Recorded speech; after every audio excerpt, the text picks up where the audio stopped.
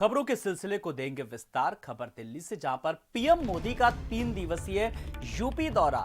कल से 21 नवंबर तक यूपी में रहेंगे पीएम मोदी। कल महोबा कार्यक्रम के बाद लखनऊ पहुंचेंगे पीएम और 19 और 20 नवंबर को लखनऊ में रात्रि विश्राम करेंगे और राजभवन में रुकेंगे प्रधानमंत्री नरेंद्र मोदी। तो देश भर के डीजीपी इस कॉन्फ्रेंस में मौजूद रहेंगे। अटल एकता पार्क का उद्घाटन करेंगे। 21 नवंबर को लखनऊ से बांदा जाएंगे। तो बुंदेलखंड इलाके को मिलेगी बड़ी सौगात।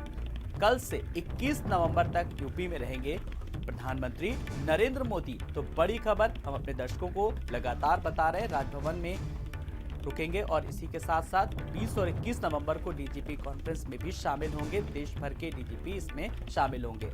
अटल एकता के साथ साथ 21 नवंबर को फिलहाल बुंदेलखंड इलाके को पीएम मोदी की बड़ी सौगात। तो देश भर के डीजीपी इस कॉन्फ्रेंस में मौजूद रहेंगे और अटल एकता पार्क का उद्घाटन भी करेंगे पीएम मोदी। 21 नवंबर को लखनऊ से बांदा जाएंगे पीएम मोदी और बुंदेलखंड इलाके को पीएम मोदी एक बड़ी सौगात देंगे।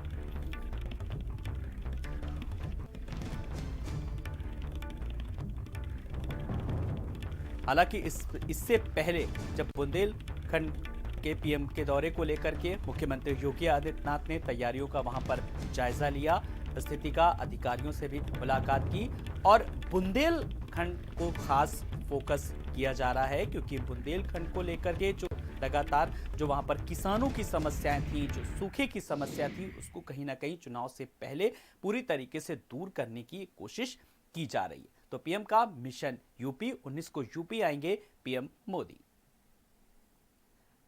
तो 3 दिनों के जो कार्यक्रम है वो भी हम अपने दर्शकों को लगातार बता रहे हैं। विकास योजनाओं को पूरी तरीके से, कई योजनाओं को उनका शिलान्यास करेंगे और कई योजनाओं का लोकार्पण भी करेंगे। तो मिशन यूपी ये 3 दिवसीय कार्यक्रम है, जहां पर सुरक्षा के खास इंतजाम किए गए हैं और इस पूरी कवायद के बीच कई सौगातों को भी मिलना है।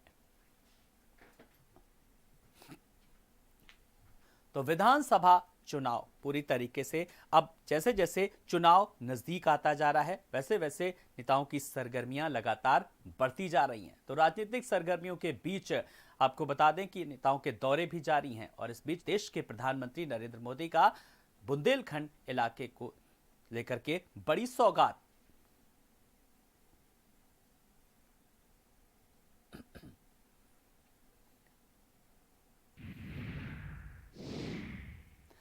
और इस खबर पर ज्यादा जानकारी के लिए दिल्ली संवाददाता रवि हमारे साथ जुड़े हैं और लखनऊ से हमारे साथ सीमाप नकवी। सबसे पहले मैं सीमाप के आपके पास आऊंगा। सीमाप, जिस तरीके से लगातार पीएम की तैयारियों को लेकर के मुख्यमंत्री पहले ही महोबा पहुंचे, जानकारी ली, फिलहाल किस तरीके की जानकारी मिल पा रही? दौरे को हम अपने दर्शकों को लगातार बता रहे हैं। सीमाप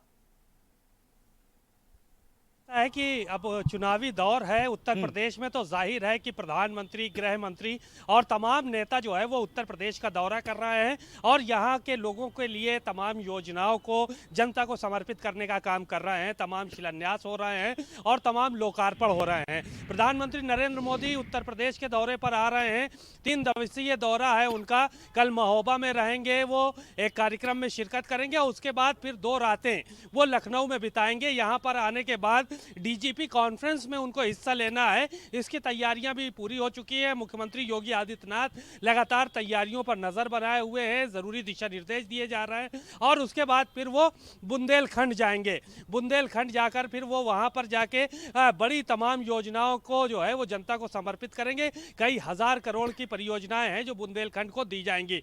तो ये तैयारियां उत्तर प्रदेश में पूरी हो चुकी हैं, क्योंकि 2022 के चुनाव नजदीक है। देखा जा रहा है तमाम राजनीतिक दल सक्रिय हैं, चाहे वो अखिलेश यादव हो, प्रियंका गांधी हो, मायावती हो या भारतीय जनता पार्टी के नेता हो। तो ऐसे में केंद्र से भी और राज्य के भी तमाम नेता जो है वो पूरी तरह से सक्रिय हैं। तमाम कार्यक्रम का आयोजन किया जा रहा है। अभी 2 दिन पहले ही प्रधानमंत्री नरेंद्र मोदी आए थे। उन्होंने पूर्वांचल एक्सप्रेसवे का जो है वो उद्घाटन किया था और उसके बाद फिर दौरा उनका लगा हुआ है। लगातार चुनाव से पहले उत्तर प्रदेश के लोगों को सौगातें देने का काम केंद्र सरकार की ओर से भी किया जा रहा है और उत्तर प्रदेश सरकार की ओर से भी किया जा रहा है। बिल्कुल सीमा, लगातार सौगातों को देने की कोशिशें जारी हैं। आप हमारे साथ बने रहिए। मैं रवि के पास आऊंगा।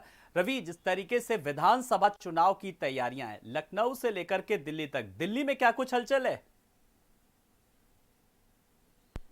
बिल्कुल आलोक, देखिए चुनाव की जो तैयारी है वो बहुत ज़्यादा तेज है। खुद प्रधानमंत्री नरेंद्र मोदी जब समझ सकते हैं महीने में कई बार उत्तर प्रदेश का दौरा कर रहे हैं, और अमूमन ऐसा नहीं होता है कि जब प्रधानमंत्री किसी दूसरे राज्य में जाते हैं तो वहाँ रात्रि विश्राम करते हैं, वो दिल्ली वापस आ जाते हैं। पर प्रधानमंत्री रात्रि विश्राम उत्तर प्रदेश में भी करने वाले हैं, तो जाहिर सी बात है संगठन को की भी बैठक होगी और सरकार के कामकाज की भी बैठक होगी, और योजनाएं जो लेकर केंद्र से उत्तर प्रदेश में गई है वो धरातल तक कितना उतरी है उसका भी समीक्षा बैठक होगा। तो बड़ी कहीं ना कहीं ये प्रधानमंत्री का जो दौरा है और ताबड़तोड़ दौरा चुनाव तक लगातार चलता रहेगा। हालांकि अगर दिल्ली की बात करें तो दिल्ली में अभी भी एक बैठक अभी होने वाली है प्रदेश संगठन को लेकर, जिसमें उत्तर प्रदेश के प्रदेश अध्यक्ष स्वतंत्र देव सिंह, सुनील बंसल, राधा मोहन सिंह, धर्मेंद्र प्रधान और तमाम जो बड़े नेता हैं वो इस बैठक में शिरकत करने वाले हैं। और चर्चा में जो बैठक में जो चर्चा होने वाली है वो ये है कि उत्तर प्रदेश विधानसभा चुनाव को लेकर पार्टी की क्या रणनीति बनाई गई है, और जो समीक्षा करनी है कि तमाम जो रैलियां होने वाली है, तमाम यात्रा जो होने वाली है नेताओं की,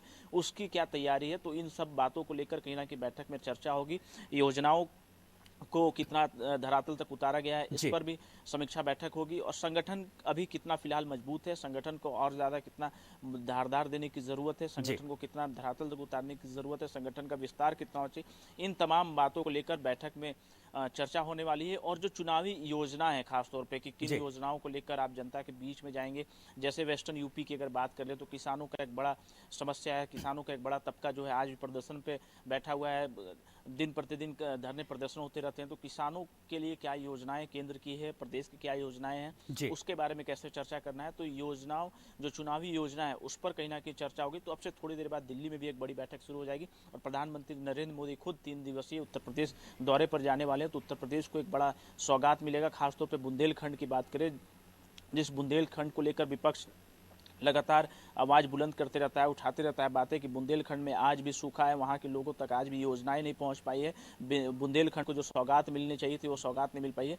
तो प्रधानमंत्री की ओर से एक बड़ी सौगात बुंदेलखंड के लिए भी मिलने वाला है। और तो जाहिर सी बात है कई सारे ऐसी योजनाएं हैं जिसका शुभारंभ जो है प्रधानमंत्री नरेंद्र मोदी करेंगे, और कई भविष्य के योजनाओं के बारे में प्रधानमंत्री बिल्कुल आगामी योजनाओं की भी जानकारी दी जाएगी। रवि, आप हमारे साथ बने रहिए, हम आपसे कुछ और भी जानकारी लेंगे। सीमा, मैं आपके पास आऊंगा। सीमा, जब हम उत्तर प्रदेश के चुनाव की बात कर रहे हैं, 2022 की बात कर रहे हैं, बुंदेलखंड को लगातार इस तरीके से सौगातों की बात कर रहे हैं, जाहिर सी बात है कि जिस तरीके से सीमा मुख्यमंत्री योगी आदित्यनाथ गए, वहां पर उन्होंने अर्जुन बांध परियोजना का निरीक्षण किया, अधिकारियों को निर्देश दिए, तो साफ तौर पर कहा जा सकता है, चाहे वो हमीरपुर हो और चाहे वो पूरा बुंदेलखंड का इलाका हो, चाहे वो महोबा, किसानों को लेकर के जो नाराजगी थी उसको कहीं ना कहीं एक दूर करने की एक सरकार की कोशिश। क्योंकि इस अर्जुन बांध परियोजना की अगर मैं बात करूं सीमा, तो जो किसानों की जो समस्याएं हैं, जो पानी की समस्या है, वो कहीं ना कहीं दूर होगी। तो बहुत हद तक एक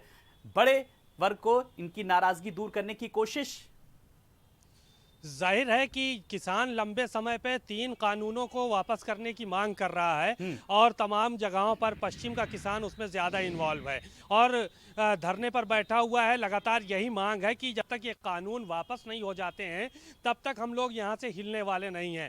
ऐसी सूरत में भारतीय जनता पार्टी के जो नेता हैं उन्होंने रणनीति तैयार की है, और किसानों का जो इनका किसान मोर्चा है उसको लेकर पहले किसानों के बीच में जाने की बात कही गई, और मुख्यमंत्री योगी आदित्यनाथ जो उत्तर प्रदेश में काम किए हैं उनको किसानों के बीच में पहुंचाने की बात कही गई। अब किसानों को समर्पित तमाम जो है वो परियोजनाएं सौंपी जाएंगी, दी जाएंगी।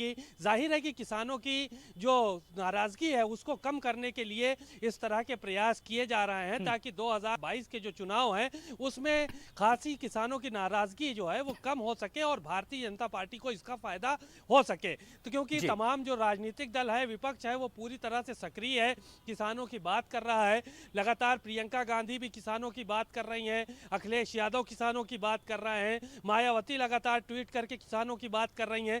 अब ऐसे में विपक्ष जो हमलावर था सरकार के ऊपर, अब नरेंद्र मोदी के जरिए इन किसानों को साधने की कोशिश की जाएगी, बुंदेलखंड के लोगों को साधने की कोशिश बिल्कुल। की जाएगी। देखना होगा कि कितना की नाराजगी को दूर कर पाए।